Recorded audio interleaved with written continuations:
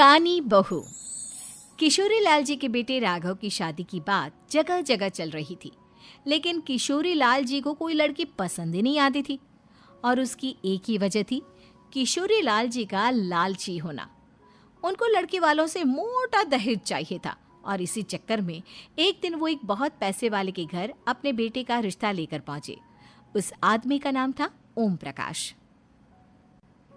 देखिए किशोरी लाल जी, मेरी एक ही बेटी है और मेरी सारी संपत्ति जायदाद सब कुछ मेरी बेटी नैना का ही है। पापा, नाम से लगता है बहुत खूबसूरत होगी। कितना अच्छा नाम है ना, नैना। ओ, वैसे बात तो सही है आपकी। अब इतना पैसा है, जमीन जायदाद है, इकलौती बेटी, आप भी क्या करेंगे? सब कुछ उसे ही देंगे ना। बिल्कुल ठीक पहचाना आपने। बस बेटी की शादी और सारी जायदाद उसके नाम। पापा, बिना देखे हाँ कर दीजिए ना। इतना अच्छा रिश्ता फिर कहाँ मिलेगा? माला माल हो जाएंगे हम। मैं अपनी बेटी को बुलाता हूँ। अरे नहीं नहीं नहीं नहीं, आपकी बेटी का नाम नैना है, सुनकर ही लगता है बहुत सुंदर होगी। रहने दीजिए अंकल, मैं तो आपकी बेटी के नाम से ही इतना खुश हो गया हूँ कि उसे बिना देखे शादी करने को तैयार हूँ। अब तो मैं उसका चेहरा सीधे शादी के बाद ही देखूंगा। और इस तरह राघव नैना का चेहरा नहीं देखता और उससे शादी कर लेता है।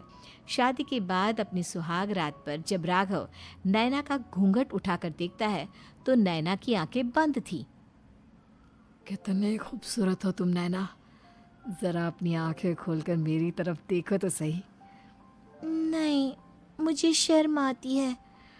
अरे, मैंने तुम्हें शादी से पहले भी नहीं देखा, और अब अगर तुम आंखें खोलकर मुझे देखोगी भी नहीं तो मुझे अच्छा कैसे लगेगा?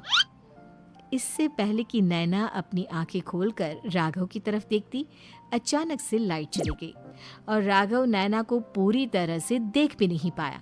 अगली सुबह नैना राघव के लिए नाश्ता बनाकर लेकर आई। अरे ये क्या, आधा पराठा सेका हुआ है और आधा बिल्कुल कच्चा। ये तुमने क्या किया नैना? बहू, तुमने क्या आधा पराठा तवे से नीचे लटका कर रखा था, जो आधा सिका है और आधा कच्चा? मुझे जितना दिखेगा उतना ही तो सीखूंगी ना पापा जी। जहाँ जहाँ मुझे नजर आ रहा था वहाँ मैंने सीख लिया, जहाँ जहाँ नहीं दिखा वहाँ कच्चा रह गया होगा। इसका क्या मतलब है? ये कैसा मजाक कर रही है तुम? अरे बहू, तुमने इतना लंबा घूंघट क्यों लगाया हुआ है? देखो, हमारे घर में बहुओं को बेटी की तरह रखा जाता है, और फिर तुम तो इतना सारा माल लेकर आई हो। देखो, ये घूंघट डालकर रखने की कोई ज़रूरत नहीं है। हाँ नैना, पापा जी ठीक कह रहे हैं, तुम तो आराम से रहो, अपना ही घर समझो। नैना अचानक से अपना घूंघट उठा लेती है। अरे ये क्या पापा, नैना की तो एक आंख फूटी हुई है। नाम से नैना, लेकिन ये तो कानी बहू निकली। मेरे साथ धोखा हुआ है, धोखा। बिना दिखाए अपनी कानी लड़की मेरे संग ब्याह दी। मुझे कानी बीवी नहीं चाहिए।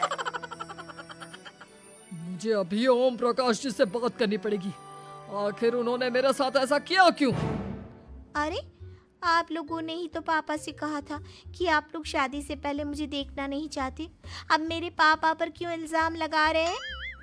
अरे लेकिन उन्हें बताना तो चाहिए था ना कि तुम कानी हो, एक आंख से तुम्हें दिखाई नहीं देता। किशोरी लाल और राघव नाराज होकर ओम प्रकाश को अपने घर बुलाते हैं। पापा जी, ये आपने क्या किया? शादी से पहले बताया क्यों नहीं कि नैना की आंखों में परेशानी है?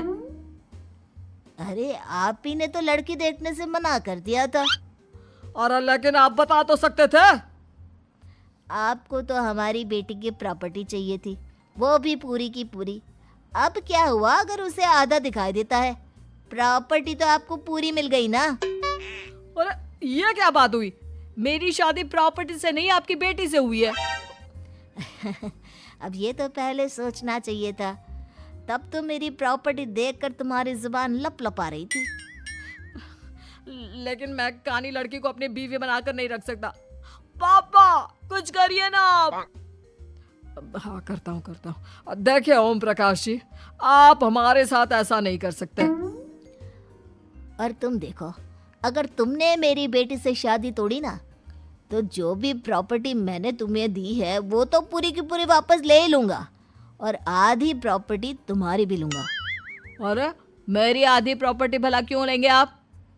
इसलिए क्योंकि मेरी बेटी को आधा नजर आता है और उसकी नज़र अभी तक तुम्हारी आधी जायदाद पर ही पड़ी है। अब तुम उसे घर से निकालोगे तो कुछ तो लेकर जाएगी ना। और अगर हम आपकी बेटी को अपने घर की बहू बना कर रखे तो? तो तुम्हारी पूरी प्रॉपर्टी तुम्हारी ही रहेगी, और जो मैंने तुम्हें दिया है ना, उसमें से बस मैं आधा लेकर जाऊंगा। अरे लेकिन अब आप अपनी दी हुई प्रॉपर्टी में से आधी वापस क्यों लेकर जाएंगे? अगर मैं आपकी बेटी को अपनी पत्नी बनाकर रखने को तैयार हूं तो?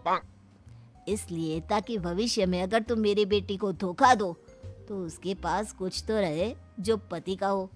वैसे मेरे पास तो बहुत कुछ है, लेकिन अपने पति की कोई निशानी तो उसके पास होनी चाहिए ना।